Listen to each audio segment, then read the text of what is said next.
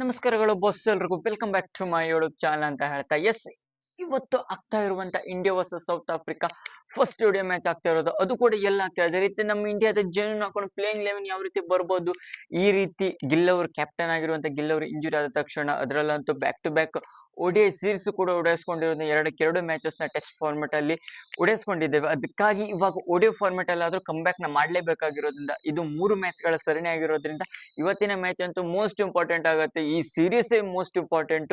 ಈ ಪ್ಲೇಯರ್ಸ್ ಗಳ ತಾಕತ್ ಯಾವ ರೀತಿ ಇರೋದು, ಅವರ ಕನ್ಸಿಸ್ಟೆನ್ಸಿ ಫಾರ್ಮ್ ಯಾವ ರೀತಿ ಇರೋದು, ಎಲ್ಲವೂ ಕೂಡ ಇದು ಒಂದು ಮ್ಯಾಚ್ ಡಿಸೈಡ್ ಆಗತ್ತೆ ಅಂತ ಹೇಳ್ಬೋದಾಗಿದೆ. ಅದಕ್ಕಾಗಿ ಈ ಮ್ಯಾಚ್ ಅಂತೂ ಸಿಕ್ಕಾಪಟ್ಟೆ ಮೋಸ್ಟ್ ಫೇವ್ರೆಟ್ ಅಂಡ್ ಜೆನ್ಯೂನ್ ಹಾಕೊಂಡು ವಿನ್ ಆಗ್ಲೇಬೇಕಾಗಿರುವಂತದ್ದು ನಮ್ಮ ಇಂಡಿಯನ್ ಟೀಮ್ಗೆ. ಈ ರೀತಿ ಸೀನಿಯಾರಿಟಿಕ್ ಇರುವಂತ ಟೀಮ್ ಇರೋದ್ರಿಂದ ಎಲ್ಲ ಕೂಡ ಸೀನಿಯರ್ಸ್ ಗಳೇ ಇರೋದು. ಬ್ಯಾಟಿಂಗ್ ಲೈನಪ್ ಆಗಿರುವುದು, ಬೌಲಿಂಗ್ ಅಲ್ಲಿ ಒಂದು ಇನ್ ಎಕ್ಸ್ಪೀರಿಯನ್ಸ್ ಫಾಸ್ಟ್ ಬೌಲಿಂಗ್ ಅಲ್ಲಿ ಇರೋದಷ್ಟೇ ಬಿಟ್ಟರೆ ಮತ್ತೆಲ್ಲ ಕೂಡ A to Z perfect reflection ಯಾವ ರೀತಿ ಇರುತ್ತೋ ಅದೇ ರೀತಿಯಾಗಿ ಇರೋದಂತಾನೆ ಹೇಳ್ಬೋದು ಟೀಮ್ ನೋಡ್ತಾ ಇರೋ ಮಟ್ಟಿಗೆ.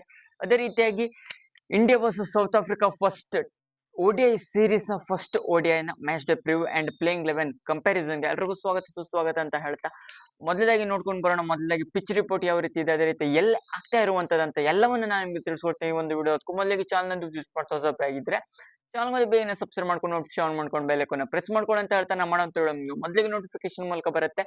ಎಷ್ಟೇಟಿವ್ ಹೋಗೋದನ್ನ ಮೊದಲೇದಾಗಿ ಪಿಚ್ ರಿಪೋರ್ಟ್ ಕಡೆ ಬರೋದಾದರೆ ಇವತ್ತಿನ ಮ್ಯಾಚ್ ಆಗ್ತಾ ಇರೋದು ರಾಂಚಿಯಲ್ಲಿ ಆಗ್ತಾ ಇರೋದು. MSD ಅವರು ಹೋಮ್ ಗ್ರೌಂಡ್ ಅಲ್ಲಿ MSD ಪೆವಿಲಿಯನ್ ಅಲ್ಲಿ ಆಗ್ತಾ ಇರುವಂತದ್ದು. ಇವತ್ತು ರೋಕೋ ಇಬ್ಬರ ವಾಕಿಂಗ್ ಇವತ್ತು ರಾಂಚಿಯಿಂದ ಆಗತ್ತೆ ಅಂತಾನೆ ಹೇಳ್ಬೋದಾಗಿದೆ.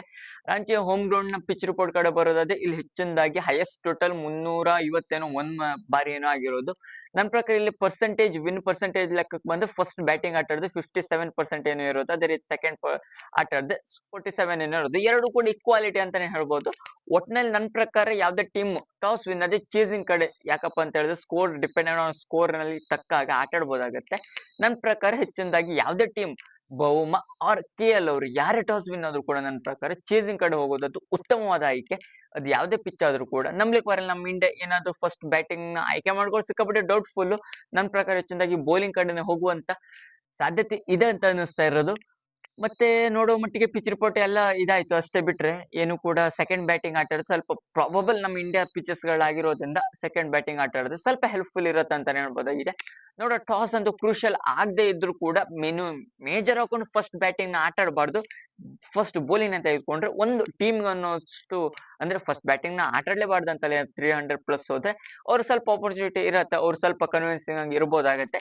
ಏನಾದ್ರು 200 250 ಅರೌಂಡ್ ಇದ್ರು ಕೂಡ 270 280 ಅದು ಒಳ್ಳೆ ಸ್ಕೋರ್. 250 ಒಳಗಿದೆ ಸ್ವಲ್ಪ ಭಯ ಇರೋದಂತ ಹೌದು.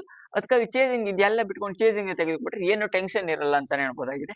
ಇವಾಗ ಬರೋದಾದ್ರೆ ನಮ್ಮ ಇಂಡಿಯಾದ ಸ್ಕ್ವಾಡ್ ಯಾವ ರೀತಿ ಇರೋ ಅಂತ ನೋಡಿದ್ರೆ ಸ್ಕ್ವಾಡ್ ಅಂತೂ ಅಲ್ಟಿಮೇಟ್ ಆಗಿರೋದು. ಯಾವ ರೀತಿ ಅಂತ ಹೇಳ್ತಾರೆ ಮೊದಲೇದಾಗಿ ರೋಹಿತ್ ಶರ್ಮಾ, ಯಶಸ್ವಿ, ವಿರಾಟ್, ತಿಲಕ್ ವರ್ಮಾ, KL, ರಿಷಬ್, ವಾಶಿ, ರವೀಂದ್ರ ಜಡ್ಡು, ಕುಲ್ದೀಪ್, ನಿತೀಶ್ ಕುಮಾರ್ ರೆಡ್ಡಿ, ಹರ್ಷಿತ್, ಋತುರಾಜ್ ಗಾಯಕ್ವಾಡ್, ಪ್ರಸಿದ್ಧ ಕೃಷ್ಣ, ಹರ್ಷದೀಪ್ ಸಿಂಗ್, ಧ್ರುವ್ ಜುರೇಲ್ ಅವರು ಇರೋದಂತಾನೆ ಹೇಳ್ಬೋದಾಗಿದೆ. ಈ ಒಂದು ಸೀರೀಸ್ ನ ಸ್ಕ್ವಾಡ್ ಅಲ್ಲಿ ODI ಫಾರ್ಮೆಟ್ ಅಂತ ಬಂದೆ ಮೇನ್ ಹಾಕೊಂಡು ರೋಹಿತ್ ಅಂಡ್ ವಿರಾಟ್ ಅವರು ಕಮ್ ಬ್ಯಾಕ್ ಮಾಡೋದಂತ 100% ಅದು ಇದೊಂದು ಫಾರ್ಮೆಟ್ ಅಲ್ಲಿ ಮಾತ್ರ ಇರೋದು. ದಾಖಲೆಗಳು ಉಡಿಸಾಗೋದಂತೂ ಪಕ್ಕ ಹೌದಂತ ಅನಿಸ್ತದೆ. ರೋಹಿತ್ ಶರ್ಮಾ 2 ಸಿಕ್ಸ್ ಏನೋ ಬೇಕು ಶಾಹಿದ್ ಅಫ್ರಿದಿ ಅವರ ರೆಕಾರ್ಡ್ ನ ಬ್ರೇಕ್ ಮಾಡ್ಲಿಕ್ಕೆ. ಅದೇ ರೀತಿಯಾಗಿ ಕೊಹ್ಲಿ ಅವರಿಗೆ ಸ್ವಲ್ಪ ಜಸ್ಟ್ ರನ್ ಏನೋ ಬೇಕು. ಒಂದು ಸೆಂಚುರಿ ಬಂದ್ರಂತೂ ಒಂದು ಫಾರ್ಮೆಟ್ ಅಲ್ಲಿ ಹೈಯೆಸ್ಟ್ ಸೆಂಚುರೀಸ್ ನೋಡಿರುವಂತ ಏಕೈಕ ಪ್ಲೇಯರ್ ಆಗ್ತಾರೆ ಅಂತ ಹೇಳ್ಬೋದು ವಿರಾಟ್ ಕೊಹ್ಲಿ ಅವರು ಕೂಡ. ಅದೇ ರೀತಿ ಇಲ್ಲಿ ನೋಡ್ತಾ ಇರೋ ಮಟ್ಟಿಗೆ KL ಅವರ ಕ್ಯಾಪ್ಟನ್ಸಿಲಿ ವಿನ್ ಪರ್ಸೆಂಟೇಜ್ 67% ಏನೋ ಇರೋದು. 12 ಮ್ಯಾಚಸ್ ಅಲ್ಲಿ 8 ಮ್ಯಾಚಸ್ ವಿನ್ ಆಗಿರೋದು, 4 ಮ್ಯಾಚಸ್ ಸೋತಿರೋದು KL ಅವರ captains. One of the best ಕ್ಯಾಪ್ಟನ್ಸಿನೂ ಮಾಡ್ತಾರೆ, ಅದ್ರ ಬಗ್ಗೆ ಏನ್ ಮಾತಿಲ್ಲ. ಅದೇ ಮೇನ್ ಹಾಕೊಂಡು KL ಅವರ ಬ್ಯಾಟಿಂಗ್ ಸ್ಟೈಲ್ ಯಾವ ರೀತಿ ಇರುತ್ತೆ, ಇಂಪ್ರೂವ್ಮೆಂಟ್ ಆಗ್ಬೇಕಾಗಿದೆ KL ಅವರ ಬ್ಯಾಟಿಂಗ್ ಅಲ್ಲಿ. ODI ಫಾರ್ಮೆಟ್ ಅಂತ ಬಂದ್ರೆ ಒಳ್ಳೆದಾಗಿ ಆಟ ಆಡ್ತಾರೆ ಕ್ಲಿಕ್ ಇರೋದು KL ಅವರು ಕೂಡ.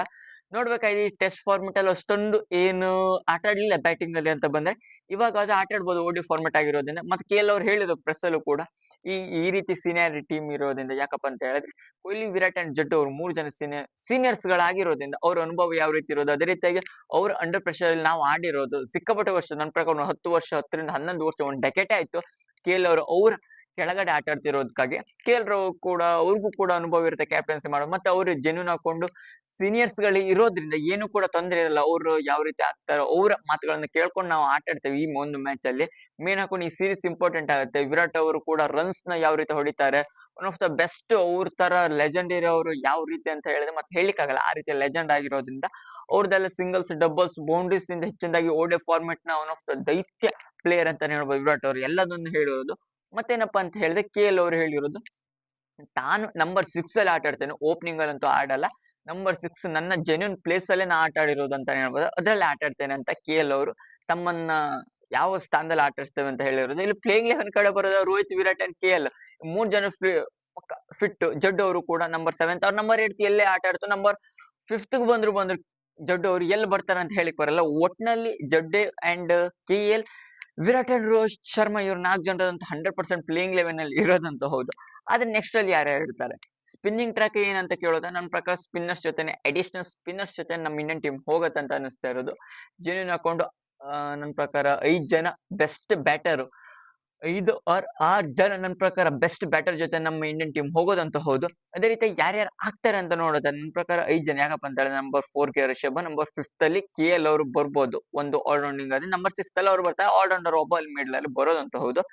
ಪ್ಲೇಯಿಂಗ್ 11 ಕಡೆ ಬರೋದು ಯಾವ ರೀತಿ ನಮ್ಮ ಇಂಡಿಯಾದ ಪ್ಲೇಯಿಂಗ್ 11 ಬರ್ಬೋದು ಅಂತ ಕೇಳೋದು, ರೋಹಿತ್ ಶರ್ಮಾ ಅವ್ರ ಜೊತೆ ಯಶಸ್ವಿ ಜೈಸ್ವಾಲ್ ಅವರು ಓಪನಿಂಗ್ ಮಾಡ್ತಾರೆ ಅಂತ ಹೇಳ್ಬೋದು. ಯಾಕಪ್ಪ ಅಂತ ಹೇಳಿದ್ರೆ ಶುಭನ್ ಗಿಲ್ ಅವರು ಇಂಜುರಿ ಆಗಿರೋದ್ರಿಂದ left and write arm combination ಮೂಲಕ ನಮ್ಮ ಇಂಡಿಯನ್ ಟೀಮ್ ಹೋಗುತ್ತೆ ಅಂತ ಹೇಳ್ಬೋದಾಗಿದೆ. ಇವತ್ತಿನ ODI ಮ್ಯಾಚ್ ಅಲ್ಲಂತೂ ಅದು ಎಷ್ಟೊತ್ತಿಗೆ ಅಂತ ಹೇಳಿದ್ರೆ 1:30 ಆಗ್ತಿರೋದು ರಾಂಚಿಯಲ್ಲಿ.